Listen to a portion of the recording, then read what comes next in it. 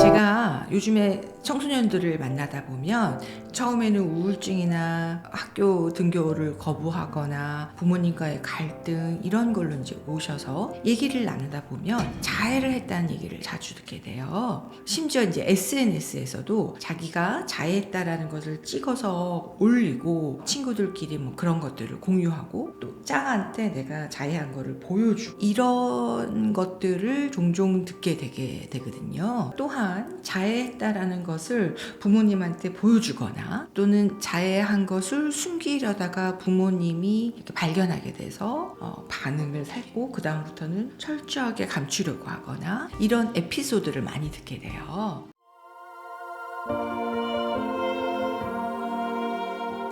이렇게 정서적으로 불안한 아이들이 자해나 자살 시도가 많아지면서 우리나라에서는 2017년부터 교육부에서 전국에 있는 초, 중, 고등학교 학생들을 대상으로 매년 1학기 초마다 학생 정서 행동 특성 검사라는 거를 하게 돼요. 근데 제가 좀 최근에 놀란 사실이 좀 있었어요. 그러니까 아이가 이거를 검사를 했더니 불안이나 우울이 뜬 거예요. 근데 선생님이 불러가지고 야, 너 이거 문제 나왔으니까는 저 과학실에 가가지고 다시 한번 검사하도록 해 라고 했다고 하는 거예요. 가서 그냥 잘 나오게끔 다시 검사했어요. 그랬더니 아무 일도 안 생기더라고요. 이거 어차피 잘 나올 때까지 해야 되는 거잖아요. 그러니까 귀찮아서 그냥 그렇게 했어요 라고 말을 하더라고요. 너무 충격적이고 슬픈 소식이에요. 이런 경험을 한 아이들이 종종 많은 것 같아요. 그리고 그 다음부터는 이 아이들은 마치 학교에서 나는 밝고 문제 없는 아이인 척 밝게 지낸다라는 거죠. 그러면서 가지고 있는 내적 문제들은 점점 더 깊어지다가 너무 깊어져서 어느 날 갑자기 돌발 행동이나 우울증으로 문제가 터지게 되는 거죠.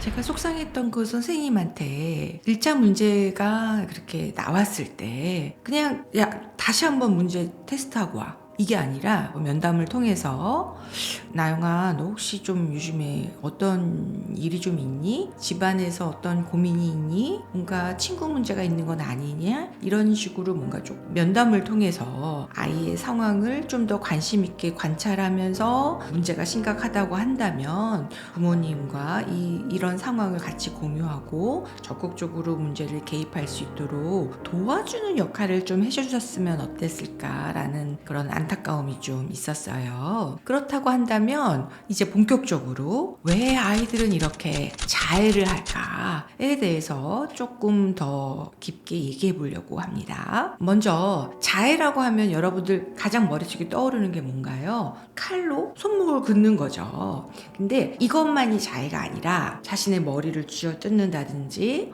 벽에다가 머리를 박는다든지 자기 가슴을 막 탕탕 친다든지 이렇게 자기의 몸에 해를 끼치는 이런 전반적인 행위를 자해라고 말을 해요.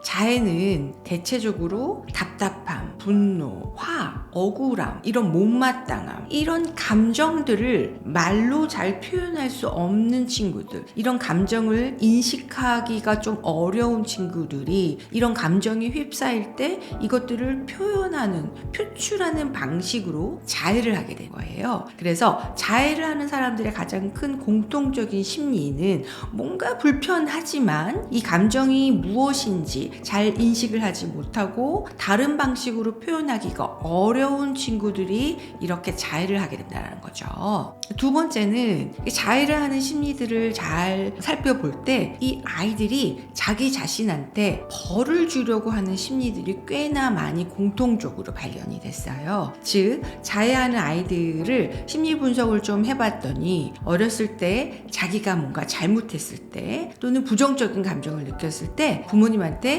잘못한 거는 벌을 받아야 돼. 그러면서 그 벌이 체벌로 연결되는 것들이 강하게 나한테 익숙해졌을 때 아이들은 내가 스스로가 뭔가 잘못하거나 부정적 감정을 느끼거나 그럴 때 자기한테 부모 대신에 자기를 벌 주는 행위로서 자해를 하게 되는 심리가 많이 발견되었더라는 거예요. 그래서 자신이 부적절한 행위를 하거나 내가 뭔가 잘못했다고 자책을 할 때, 요럴 때 어떤 의식적인 행위로 자해를 하게 되는 심리가 있다고 된다고 합니다. 세 번째는 뭔가 이렇게 부정적 감정에 휩싸인다고 했잖아요. 내가 이 자해를 하려고 하면 나도 모르게 칼을 가지고 이렇게 긋는다고 생각을 해볼게요. 그럴 때 긋기 전에 내가 여기 집중하게 되잖아요. 그리고 공포스러운 분위기잖아요. 그러면 내가 기존에 가지고 있던 불안한 답답한 이런 감정에서 이 자해를 한 것으로 집중하면서 여기서 빠져나올 수가 있어요. 즉 자해한다라고 하는 그 자극이 이 부정적 감정에서 빠져나올 수 있게 하는 어떤 효과가 있다라는 거죠. 그리고 자해를 하고 나서 내가 감정이 되게 카타르시스를 느끼는 것처럼 분명해지고 시원해진다는 느낌. 예를 들면 불확실하고 혼돈스러운 감정이 있는데 해소된 느낌, 피를 보면서 뭔가 해결된 느낌, 이런 감정들을 받을 수 있다는 거예요.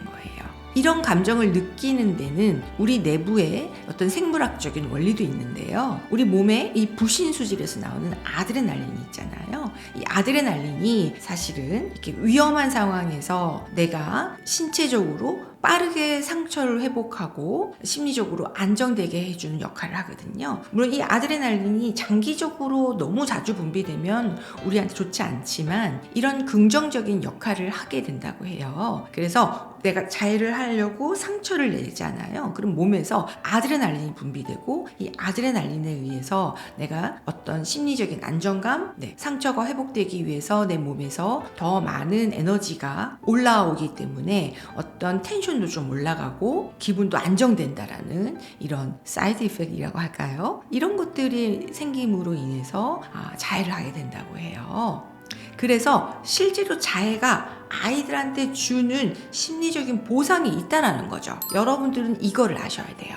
그렇다고 한다면 이 심리적인 보상을 위해서 자해라는 행위를 계속 하게 놔둘 거냐? 그건 아닌 거죠. 즉 어떤 부정적인 상황이 생겼을 때 내가 이런 긍정적인 결과를 얻기 위해서 자해라는 걸 한다면 이 자해 대신에 근본적으로 내가 이 스트레스 상황을 줄이는 거나 이 스트레스 상황을 해결하는 게 결국은 자해 대신에 다른 것들을 할 수 있도록 도와주셔야 된다는 거죠. 이거 없이 단순히 이 자해를 하지 마라고 더 자해를 못하게 하거나 자해를 한다고 혼을 내는 행위는 아이의 스트레스를 더 가중해서 몰래 더 극단적인 자해를 할 수 있게 만드는 역할을 하게 하기도 해요. 그래서 본질적으로 이 아이가 자해를 할 때는 왜 어떤 지금 고민과 스트레스를 받고 있는지 이것에 대해서 좀 더 같이 따뜻하게 살펴보실 필요가 있고요. 이거를 해결하는 방법이 자해가 아닌 다른 방식이 뭐가 있을지 가장 대표적인 걸로는 이 해결이 안 되는 스트레스를 전문가의 도움을 받아서 심리 상담을 받는 것도 굉장히 도움이 되기도 하겠죠. 하지만